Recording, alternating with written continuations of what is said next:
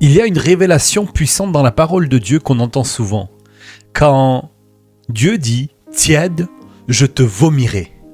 Mais très peu savent ce que Dieu voulait vraiment dire. Voyez-vous, à l'époque, la ville de Laodicée n'avait pas d'eau. Elle faisait venir de l'eau chaude des sources de Hiérapolis et l'eau froide des montagnes de Colosse. Mais le problème, c'est qu'une fois arrivée, elle était tiède. Et quand elle était tiède, elle était inutile, nauséabonde, rejetée. Et Jésus parlait exactement de ça. Il parlait d'une réalité que tout le monde connaissait à l'époque. Le problème n'était pas d'être froid ou bouillant. Le problème, c'était d'être inutile. Et la tiédeur spirituelle ne vise pas les non-croyants.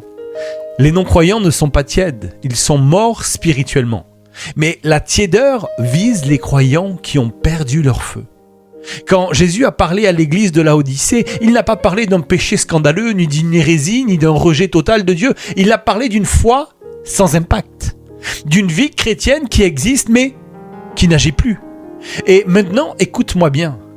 La tiédeur, ce n'est pas perdre la foi, c'est perdre le feu. La tiédeur, ce n'est pas abandonner Dieu, c'est cesser de brûler pour lui. La tiédeur, ce n'est pas un cœur vide, c'est un cœur partagé. La tiédeur, ce n'est pas l'absence de Jésus, c'est la présence sans la priorité. C'est chercher Dieu sans se donner vraiment. C'est connaître la vérité sans le vivre pleinement.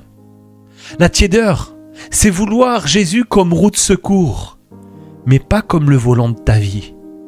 Et c'est précisément à cette église tiède que Jésus dit une des phrases les plus fortes de toute la Bible. « Voici, je me tiens à la porte et je frappe. Si quelqu'un entend ma voix et ouvre la porte, j'entrerai chez lui. » Ce verset n'est pas adressé aux païens, il est adressé à des chrétiens, à des croyants dont Jésus était dehors.